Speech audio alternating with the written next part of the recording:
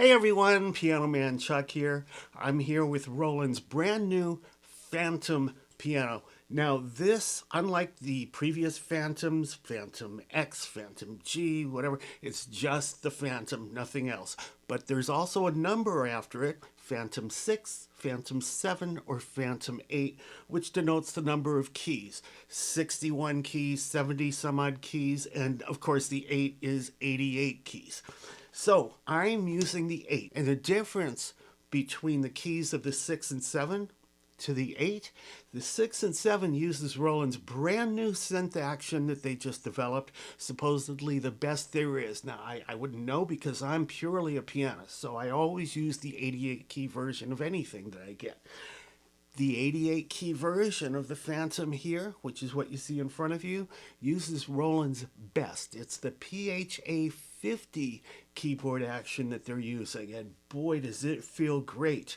Now it's kind of a hybrid. It's wood, and the reason it's a hybrid is you can see the wood on the sides when you depress a key on the neighboring keys, but it's not wooden key sticks. So, but it does feel so good. It feels like I'm sitting here at a grand piano and playing it. So the key action I highly recommend as far as pianists go. Now, it has escapement, and it also in this model has aftertouch. Now, the Phantom, I'm not going to do an overview of this. This is going to be purely from a pianist standpoint. So we're going to go over this from a pianist standpoint in this particular video. There's going to be other videos that are going to go into a little bit more depth than what the other videos that you see out there go into. They basically give you overviews of what it can do, but we're going to go a little deeper into that, and I think you're going to find some surprises there, and it'll definitely clear up a lot of questions that you may have had. So, as far as the pianos go, let me go back 10 years. Roland made the first actual keyboard that used physical modeling. Now, Piano Tech was doing physical modeling in software. Roland did that in hardware, basically with it. Now, their first V piano that came out was $7,000, even though that was the manufacturer's suggested retail price, and it was selling all over for like $6,000. And it weighed over 90 pounds. And it did sound good. But this, with today's technology with Roland's V piano modeling, is even better. And it has even better chips that are doing the processing of all that. But again, $6,000, which is what you would pay for a V piano. In fact, just before I did this video, I got onto eBay and I was looking for a Roland V piano. And you can buy those early versions of V piano. They're going anywhere from $3,000 to over $5,500. You get so much more in this. Other than V piano, you get the whole workstation thing, and that's a whole different ball game than what I'm going to cover here today. But basically, this is a bargain if you're comparing it from back then.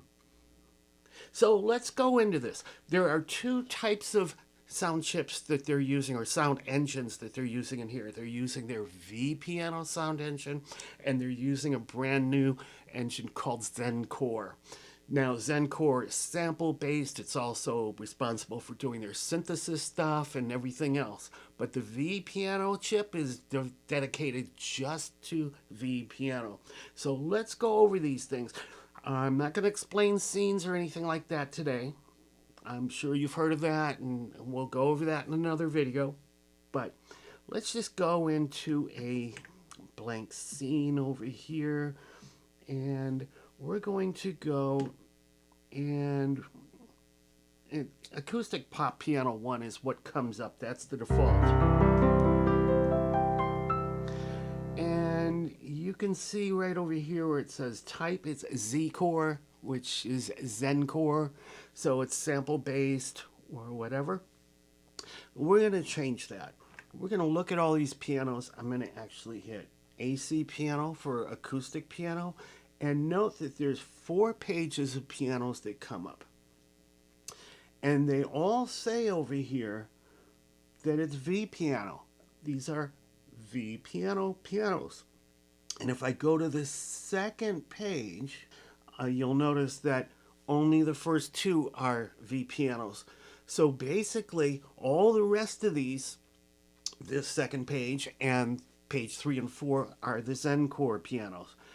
So you basically have 1, 2, 3, 4, 5, 6, 7, 8, 9, 10, 20, plus 2 on the next page, 22 different V pianos.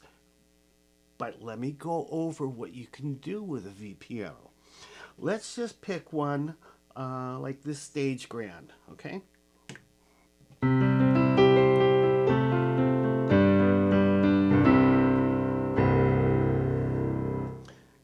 And just to give you an idea of what some of the others sound like. Here's a deep concert.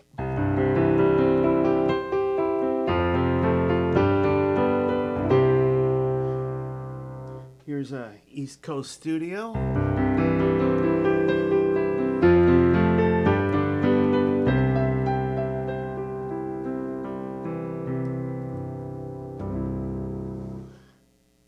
Contemporary concerto.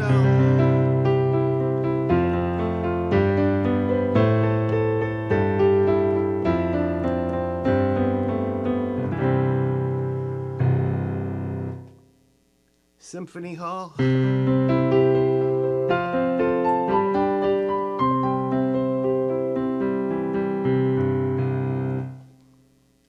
Bold Beauty.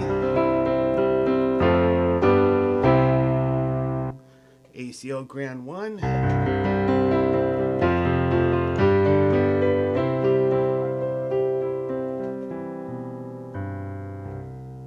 All right, I'm not going to go over everything, so let me just pick one. East Coast Studio.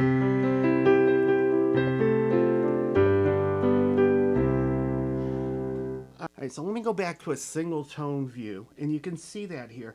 And at the bottom over here, you're going to see what some of these things are that you can change. Now, these are the most popular choices that you can change for V piano. The lid position, the string resonance, the damper resonance, the key off resonance, cabinet resonance, and duplex. Now, all of these can be changed with these soft knobs. The soft knobs correspond to whatever's written above them. They're going to be different from screen to screen. So right now, this one is the lid position. So as I open the lid and increase the value,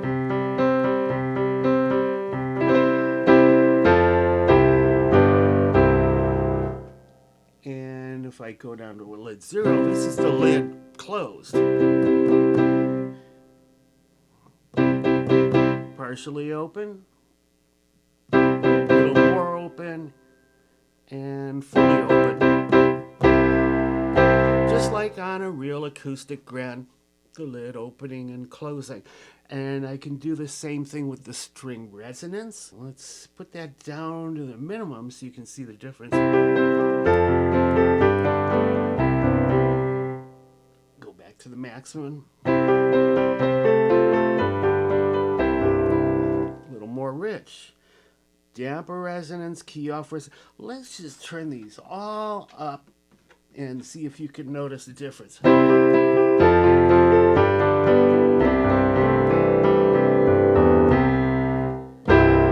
Okay, cool. Now, if I go into the edit menu for this, here's where all my choices are, all the parameters that I can change, not just the most popular ones that they show you on the previous screen.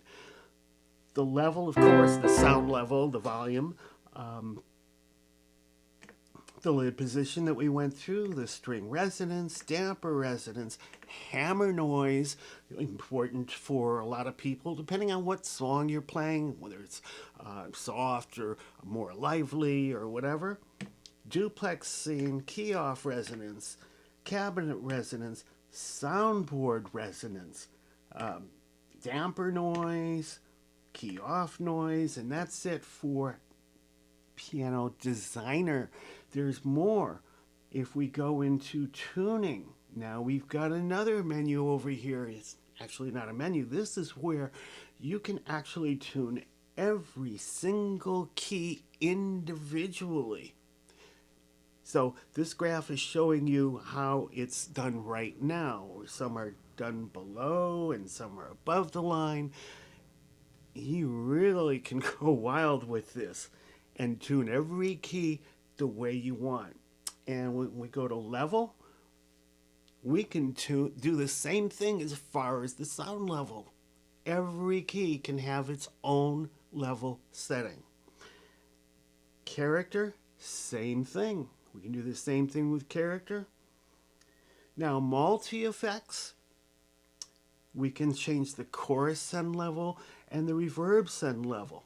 So, one thing that's kind of important to remember, everything that you do here is a scene, so you always want to save your scenes as you're working. A scene is basically a snapshot of everything that these controls and knobs and buttons and everything that you've set and customized. That's all part of a scene. So when you save a scene, you're saving those settings to that scene. And then there's multi-effects control. And you have all these different controls where you can set the source and the destination and the sensitivity and all that stuff. Controls being like knobs or pedals or anything like that. Okay, so let's go back to the main menu. Right? So that's pianos. And again, these pianos sound so good. And a lot of these V pianos sound better than a lot of acoustic pianos that I have played with. So you want a keyboard with physical modeling built in, this is the way to go. And of course, you get all the added benefits of what this whole thing does. It's a workstation. It's a synthesizer. It is a step sequencer. It's got so much to it. It can even control DAWs on your computer. So anyway, let's go into the other type of piano, and that would be the sampled pianos, or what's being handled with the Zencore sound engine. So when we go back to our piano thing, here we go. Let's go into page 2. And from here on in, you can see Z chord. These are Z chord or Zen chord pianos. They're sampled or whatever.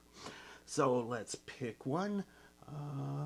Let's do the default that comes up on every screen, the acoustic pop piano 1.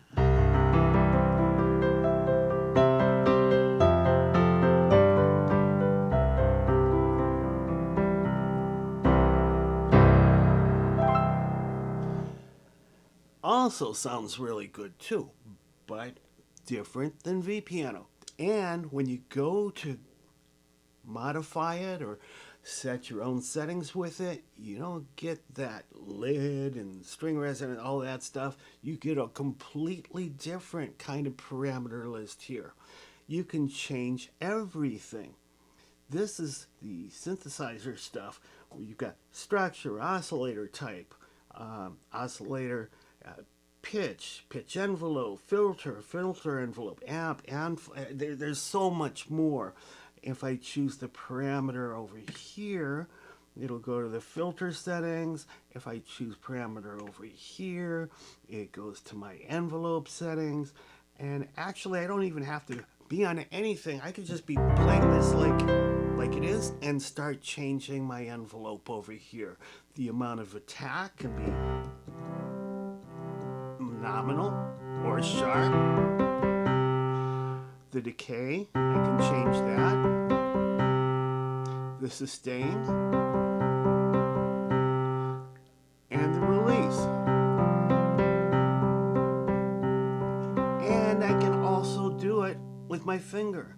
I can change all these parameters here as I go. I can make it sound so it's not even sounding like a piano at all. I can make this into a completely different instrument by, here's my filter.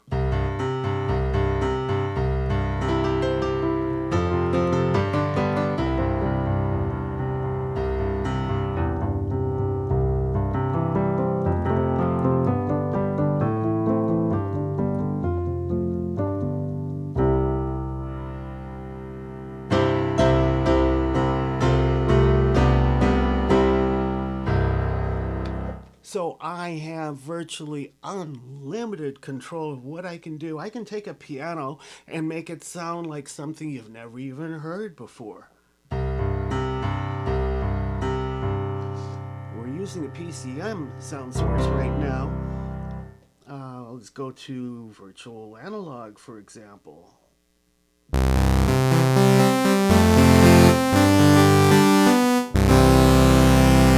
And I can go ahead from there and alter it even more. PCM super soft noise. So for you synthesizer guys, you can have a really wonderful time with this. And for you non-synthesizer guys like me, I don't really know that much about synthesizers, but with this particular keyboard, since everything is visual, including the display that you see over here and all of these things that are labeled, I'm starting to learn quite a bit about synthesis. So even if you do know about synthesizer stuff, and you're using a different type of keyboard that's a synthesizer, well, this has all the display information and everything. It's so well done. You're going to learn a lot more about synthesizer stuff, and I'm learning too, and that's a great thing for me because I've never really gotten into it now, and now I'm getting a better idea of it, and I can start to model these things after what I want and what I'm looking for. I can adjust the sound however I want. Anyway, this has been a very brief intro to the pianist portion of this. And obviously, it's got half pedaling and all that other kind of stuff. It has actually three other types of pedal inputs that you can use besides sustain. So very, very, very capable. And if this thing did nothing more than just the piano stuff that I've shown you, that alone is worth a lot of money right there. But again, people that buy this aren't buying it just for the piano, of course. They're buying it for the way that they have an intuitive way of coming up with a song from initial thought to complete song in almost no time at all. The flow control for doing songs here is just unbelievable. I used to use like a Korg Kronos, and basically it's different. It's a different type of synthesizer where you'll record one track and you'll record another one over that while the first is playing, and then a third. It's kind of similar, but this is more pattern based, clip based. So we can go over stuff like that at another time, but right now I just wanted to make sure that I convey the power of the piano over here to you. And I hope I've done that. Piano Man Chuck, peace out. Thanks for watching.